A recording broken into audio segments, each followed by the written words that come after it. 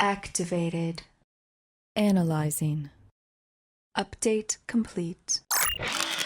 What's up, Lore Masters? Every Monday, I hold a poll on the Community tab, which you can find on my channel. Just go to my channel, click on Community, it's right there. And I ask people what they want me to do a breakdown of. Today, it's Deep Space Station K7. Now, unfortunately, K7 is one of those pieces of lore where it's well known, but there's not a lot on it. Ironically, there's not even a lot in the beta canon when it comes to this station itself. A large resource I found is from Eaglemoss, but most of their stuff is really behind the scenes and just giving dimensions of K7 itself. Though, on that topic, Eaglemoss has a beautiful XL model of the K7, which you guys should really check out. Definitely click the link in the description below to take a look at it, and recently they asked me to start using this new link when I tell you guys about their stuff. I still don't make any money from it, so you're not really doing me any favors by purchasing anything, but it does let them know how interested you are and where all of their traffic comes, if it's from the channel or not. Again, I really do like this model, and I try to be as honest as I can with you guys whether I like models or not. This is really one of them that I would purchase myself, so definitely take a look at it. But back to the topic at hand, let's break down what we do have when it comes to the K7. Deep Space Station K7 is first referenced during the Klingon Federation War. Well, the first one. There's like 20. The station quickly fell to Klingon aggression early in the war and is seen in Klingon territory often when we see the territorial map on the show Discovery. And the map I'm talking about can generally be found in the ready room of the Discovery itself, though on some stations you see it as well. The map does actually change as a neat piece of lore. Now, Deep Space Station K7 is actually first seen, as far as I can find, again it's only referenced in Discovery, but seen during what I call the Federation-Klingon Cold War. This Cold War would occur after the interlude with the Organians, where both the Federation and the Klingons would be forbidden from fighting each other. Now, a little piece of interesting trivia on that episode, I can't really tell after Kirk's interaction with the Organians whether the Federation and Klingons were constantly kept from going to war, or if both powers just learned their lessons and didn't.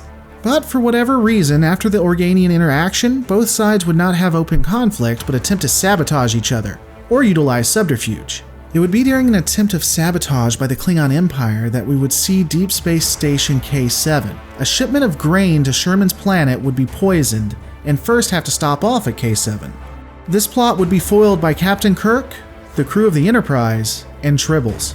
Oh hey, did you know that I have a video on the Klingon Tribble War? Check it out in the top right hand corner to learn more. Looking at the technical and geographical breakdown of the station, K7 was a Federation deep space station that was in service during the mid-23rd century. We do see evidence that the station was still in service up to and past the 24th century though. During the 23rd century, the station would be located near the Memphis sector. It would also be administered by a civilian staff. Now, the station is located near the border of the Klingon Empire, and in fact, it would be only 3.26 light years, or 1 parsec, from the nearest Klingon outpost. And it would make a lot of sense that it would be administered by a civilian staff during the 23rd century, because when you are near the Klingon Empire, you know, the one of which you've had a catastrophic war with, and we're now in a Cold War against, you definitely want civilians handling the operations, not military personnel. Especially when that specific outpost had been occupied by enemy forces. I mean, that's just logical. K7 would have 30 decks and 3 outboard modules, which were labeled KA, KB, and KC. Very creative naming if you ask me. These modules were created for storage and industrial fabrication, though there would be recreational areas on the station, including a bar. When it comes to Alpha Canon, that's about all we know, and while I'm reticent to do this, I'm going to include the canon we find on Star Trek Online. In 2391, the space station played a vital role with peace talks between the Klingon Empire, Gorn, and Nazikans. Unfortunately, the talks would ultimately be unsuccessful, and resulted in both an explosion and a murder of a Klingon extremist. And apparently, the body was blown out of an airlock and was snagged on the outside of the space station, which is just classy, if you ask me. In 2409, the station would be moved to orbit Sherman's planet, and Naomi Wildman would be placed in command.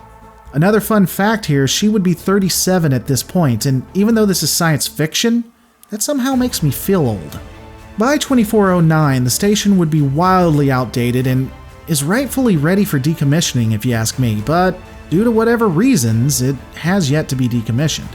Even with its older frame, the insides of the ship would be updated with tech that was at least on par for the 25th century. The station would at this point include an admiral's office, armory, a club, which is Club K7, again, I love that naming, a science lab, a medical lab, and a shipyard. A shipyard.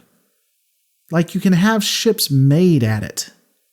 And that's about all we have on Deep Space Station K7. What do you guys think? Is it a worthy piece of lore? What do you think about it having a shipyard? Let me know in the comments below and I'll see you on the next Lore Reloaded.